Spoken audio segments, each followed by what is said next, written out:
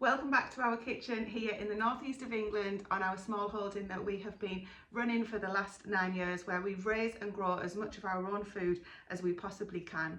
Now, when we moved here, that inevitably meant that I needed to find new ways of preserving the food because we're trying to grow enough so that it lasts us all year round. And even though here in the northeast of England, the winters aren't too bad and you can grow some things throughout the winter, there are some things that we obviously don't have all year round. And one thing that I wanted to be able to do was put meals on the shelf in a shelf-stable form where it could just sit there until we were ready to eat it. It didn't need to go into the freezer or the dehydrator or any of the other methods of preserving that we know and love.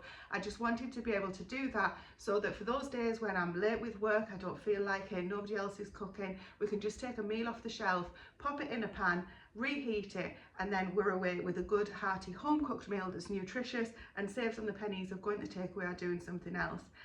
So having your own small holding or raising your own livestock or vegetables is absolutely not a prerequisite to pressure canning. That just happens to be what we do, and pressure canning can be for absolutely anyone. Over the years, it's definitely been something that's been more of an American thing. Here in England, traditionally, you will have heard of bottling, water bathing, which still absolutely has a place here on the small holding. But today is the start of a brand new series where I'm going to be talking about how I am now pressure canning using the Instant Pot Pro Plus here in the kitchen, meaning that I don't have to go outside, which is where we've got our bigger Presto canner set up, which is absolutely still in use here on the small holding, but in much less frequency than this little gadget behind me. Now, preserving has been around for centuries, and as soon as you start doing your research, it's clear that there's a whole vast lot of information out there. Fact versus fiction, what your grandma used to do, what the USDA say you should do, versus something that you might see in one of the Amish books, versus something that a UK author has put. There's a whole host of confusing information, so when you first start looking into it, it can be really overwhelming, not to mention the fear of blowing your kitchen up or poisoning your family at the same time, which I completely understand and went through exactly the same thing myself. And if this is something that you're looking to do, I promise you will definitely get there too. Now, you may be already somebody that's utilising the Instant Pot Pro Plus for canning. People actually use their other Instant Pots for canning and different ways of working in other electrical pressure cookers as well. Now, for the purpose of this video, I'm going to say that this is for only the Instant Pot Pro Plus, and I'm not going to get into the other discussions around can you use this or can you use that. I'm just going to talk you through this little device that I've got that is honestly something I would hugely recommend if you're somebody that's interested in putting these meals on the shelf for yourself or for your family or for somebody, your friend down the road or whatever it might be. So today I'm going to show you exactly what I would do is that if I was just unboxing the Instant Pot Pro Plus, maybe I got it for Christmas, maybe I've treated myself to it in the sales after Christmas, and I'm going to walk through in this first episode what I would do as soon as I opened it up and some of the functionality that you'll need to know about if you're going to be using this for pressure canning. We will be talking about other general uses of the Instant Pot and tips and tricks as we move through the episodes, but these first few episodes are going to be dedicated solely to canning, ending up with testing out a lot of the different recipes in the books that I'll be showing you, where we're going to be putting meals in the jar, because ultimately for me that is the absolute best use of the pressure canning, having a meal on the jar so you don't need to bother with anything else. But there are some other things that I'm quite fond of doing too, and I'm going to share all of those with you as we move throughout the series. Now, just a couple of side notes for questions that I've seen as I've been researching and kind of looking into doing this. If you have an electrical canner imported from the US into the UK, you need to purchase a transformer as well, because obviously the electrical voltage is completely different to what is needed in the UK versus in the US. So look into that before you may potentially be making a mistake if you're not aware of that and bringing something in, otherwise it's not going to be able to be safely used. It's also really important to note that a pressure cooker isn't the same as a pressure canner. Again, harping back to what I just said, I know some people use their pressure cookers for canning in, and that's entirely up to them. I wasn't comfortable with just having a pressure cooker to use to can the food in. So obviously in a pressure cooker, you're putting the food into the cooker and cooking the food as a kind of the liquid base in there, if it is a liquid base. And a pressure canner, what you're doing is putting the food into the jars into the canner, and subjecting that to the pressure to actually sterilise and cook the foods within the jars and making them shelf stable. So just important to note, a pressure cooker isn't always a pressure canner. Obviously you get devices like this that do both. That's a really important side note question that I often see. And finally, before we start having a look at the device itself and doing the water test, which I think is really important, the first thing that you should do with your pressure canner is to note that you really need to educate yourselves around the safety and just understand what happens during the pressure canning process.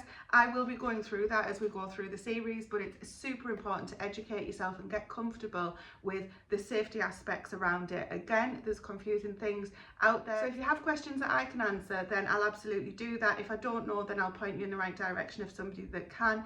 But equally, final side note before we start looking at this, please can you leave your questions in the comments, because what I'm going to do is utilize those, and at the end of each episode that I'm doing, I'm going to do kind of a Q&A, or possibly during the actual sessions themselves if it works out well that way.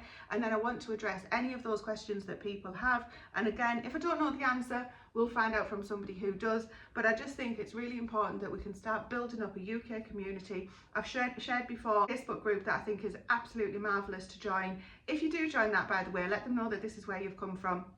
It's a great group of people who don't just do pressure canning, it's all about preserving, and they've got some fantastic information on there. It's a whole host of information, so if I don't know the answer, you can guarantee that somebody on there does. I just think it's nice sometimes to see it on a video so that you can actually see what's happening and talk through.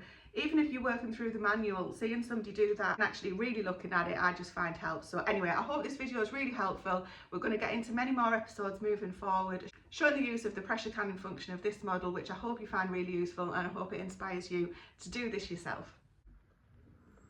Well, here we have it. This is it. This is the 5.7 litre capacity Instant Pot Pro Plus. It's actually the only one that we've got here at the time of this video in the UK that's got the canning function on it. I'm hoping that they'll bring out a bigger one. We'll get into the details of what we can actually, size-wise, we can put it in it just shortly. But this is a steam rack that comes with it. I've had this for some time now, as I say, so I haven't just got it out of the box or anything like that. I think you get another couple of gadgets in the box. Can't remember off the top of my head, but this is essentially what you need, the most important bits. In here there is a seal that's already on, obviously, because it's in use, but it also comes with a spare seal, so that's really important as well. We'll get into some of that in the future videos. This has got the seal on, but this is the basic tool that we're going to be working with, and I'm just going to briefly walk you through it so you know what we're dealing with and how to utilize it. Right, I've just turned around to make it easy for filming. So the Instant Pot device itself, this is completely empty at the moment. You've got the heat plate, the warming plate inside there. You don't ever put liquid or food content inside that bit. It always goes inside the liner here. On this model, it actually handles around the pot itself. You don't get that on all of the models. I think it's a really big improvement, because then you don't need a cloth to pick up the liner when it's super hot. Steam rack goes inside just like that. We will talk about this, as I say, once we get into canning, because this can actually be a bit of a pain in the backside, to be perfectly honest with you. And then the lid just goes on here. Can't do this backwards, like so. But that is how you put your lid on, and that is now in the lock position. So that lid is now on. You can take it on and off when the device is not under pressure or anything, but as soon as this is actually switched on for pressure canning, you won't be able to take the lid off. And to be quite honest, who would try doing that anyway? But there are lots of safety features on this device that gives me the comfort that nobody else is going to be able to sort of take the lid off mid-process or blow up the kitchen or anything like that. Now, do bear in mind, we're only talking about the pressure canning function today. If you were to utilise this as a slow cooker, you will be able to take the lid off. You actually don't need to have the lid on to use the slow cooker. But again, that's for a totally different day. We're just talking about under pressure cooking at the moment. Now, on the lid here, to familiarise yourself with this is the steam release cover. Underneath that is the steam release valve, which is actually supposed to be wobbly, so don't worry about that. And within there, underneath this bit here, is the steam release pipe. You can take that off, wash it and clean it, make sure that everything is safe around there, and just replace that. It just pushes on, it doesn't screw on or anything like that. Here, this is the float valve, which if we look underneath, you can see that if we look underneath, you can see that that comes in and out. You need to make sure that that stays completely clear and no resistance on that. Another point on this model here is the sort of the quick cool top. This does come off, and you can buy another feature which can go on there to quickly cool your food. I don't have that, nor do I intend on getting it, but that's what that is. And then right at the front, if you can see here, there's some lid positioning markers which line up. They go on the front of the device itself, and line up. The lines on the lid line up to the one that's actually on the base unit itself. Same on the Presto canners, there are lines on there to show you how to put the lids on, just if that's any use. So back underneath here we have got the sealing ring, which I've already mentioned, so you can take that off and give that a clean, and you can replace it if you want to have one for savoury things. If you're using this as a pressure cooker and you want to have one for sweet things or strong spicy things, you can change the ring. They do have different colours available if you're interested in doing that. Around there is there's a rack just underneath the sealing ring, just so that you know that you're putting it on properly. It's really easy just to take off and to put back on. I'm going to leave that on for the purpose of today though. You may also notice here there's a little piece of plastic that depresses. When that goes onto the lid here, that latches on and becomes your locking pin. So those two things connect, you turn it and that actually locks that on. And there's also the little button that depresses, so when the lid makes contact, it's letting the Instant Pot know that it's good to go. Just another safety feature. On here as well, there is a hole which goes into a little plastic container, which isn't on mine at the moment because I took it off to give it a rinse out. This is your condensation collector. So when your lid's on, and if you've got your lid stood up, so you can actually stand your lid up using these options here, there's two of them on either side. You can just stand your lid on there, and any condensation that runs off the lid, it'll actually go into this condensation ring, which goes all the way around the back. It doesn't go around the front because obviously the lid is attached to this back bit here, although there is a condensation ring line here that you can use, and if you happen to get spillage in there, you can clean that out. But any condensation runs off the lid and into this back bit here, which goes out the hole and collects at the bottom of collects at the back of the pot there. Very useful feature for keeping your countertops dry, especially if you've got wooden countertops and you're trying to avoid, you know, water stains and things like that. I'm going to tilt this up just so you can see. This is obviously switched off at the moment. I'll show you in just a second when it's switched on. But this is your control panel where you control everything from. Incidentally, this model does have a Wi-Fi feature, so you can control it from the app if that's of interest to you. Some people shy away from that. It is useful because you can go on and see at what stage it's at without having to be in the same room, but it does need Wi-Fi connectivity, so you have to pair it if you're interested in doing that. There is a great explanation of how to do that in the app itself. I've done it for mine, but it's not for everyone. I completely understand that. So as you'll have guessed, I don't utilise this on the countertop from where I am now because there's no electricity on this bit. This is just for my preparation of food. I use it over in the corner there, so I'm going to get that plugged in now, and then we can have a look at what it looks like when it's switched on and get that first water test run. I'm going to assume once you've unboxed it, you've double checked everything's there that you're expecting and it's had a wipe round. As soon as you start utilising it for food, obviously, and again, I'm going to assume that you've given it a wash out and then it's all nice and clean and ready to go. So when you first switch it on, this was connecting to my Wi-Fi. That's why it was flashing initially. The whole of the panel will light up. If I stand here and talk for long enough, then it's going to go off and it'll just have, I think, just the word off on it. So anything that it needs to tell you will be written across here. If you ever get any error messages or anything, which again, we're going to get into those as we progress through the series, this is where it will display it. So at the moment, this is telling me, or it was telling me, the sound is on, that it's in degrees centigrade, it's happily connected to Wi-Fi, and these are all of the options that are available to me. You're going to have to excuse my shadow on this, it's obviously a glossy display. So these are all the options available from a cooking point of view. Today, I've been specifically talking about pressure canning today. Now, when you first get this Instant Pot Pro Plus, we're actually going to do a water test using the pressure cook function. So although we're going to be using canning moving forward, for the purpose of the water test, we're going to do pressure cook. Now, I haven't got any water in this at the moment. We're going to do that together in just a second. But just to show you, as soon as you press pressure cook, it's going to come up with different options. It's really important to know which venting option you're choosing. So natural, pulse or quick. Again, we're going to get into all of these, what they mean in the following episodes. But for the purpose of today, we're going to do a water test with a quick venting option. You can have pressure as low, high or max, and that again is super important when we come to a canning. So let's get the water test done, because what we're trying to achieve by doing this is just checking that it can do what it's supposed to do at the moment and that there's no technical issues with it. Okay, so because we are literally just using water, I'm going to take out the steam rack and I'm going to fill this to number 1. Now, the eagle-eyed of you will see that there's actually 2 ones. There's a litre and a quart side, and it doesn't tell you which one to, in the manual, which one to fill to. But to be quite honest with you, there's such a minimal difference between them. It makes no difference for the purpose of what we're trying to achieve today. But you can see in here, we've got a half fill line and we've got a maximum pressure cook fill line too. So again, we'll get into that as the series goes on. This is just familiarising yourself with the machine and getting the comfort that you need to make sure that it's going to be safe to use. I'm going to pop the lid on, it's going to sing a tune.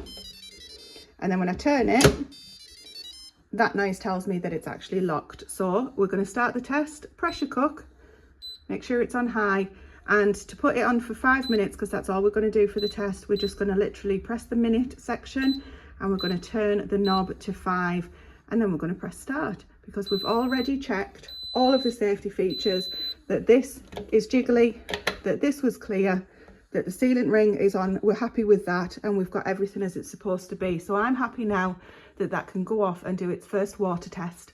We're going to go through preheating, then it's going to do cooking, and there's a keep warm option. There's actually a button here called keep warm, which isn't on at the moment. I know that because if it was on, it would come up here. Really, for the test, we don't need that on. All it's going to do is keep our contents warm if we need it to. Obviously, that's not what we're going to need for this test.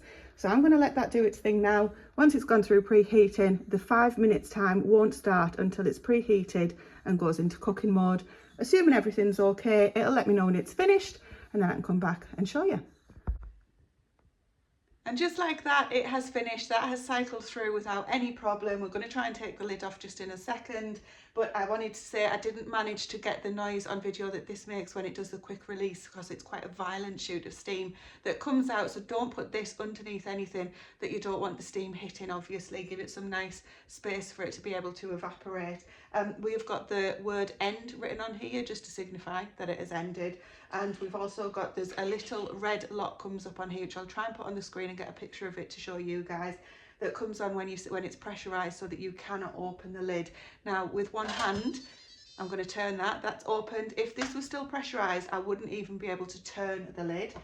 And I'm going to open it, and you can see, let me turn you around.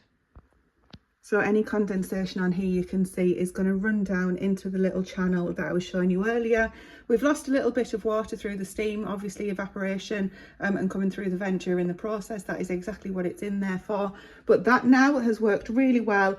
The lid is off, there's no error messages. So as far as I'm concerned, if this was a new Instant Pot for me, we would be good to go and to get started. So in the next video, we are ready to get started with pressure canning. I'm going to be showing you the different types of jars that I use, which one are my preferred jars, which is a little bit of a controversial topic, if I reuse lids and all of those good things. And for each video moving forward, we will be canning something different. But as I say, please drop any questions and comments that you'd like me to cover in the future videos, and I'll be doing those a week ahead in advance. So hopefully anything that you ask will be coming out within the next 2 weeks videos.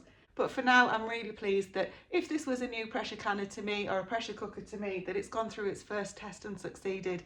So we're ready to get going. And I hope to see you in the next canning video, which will be coming out in a week's time from now.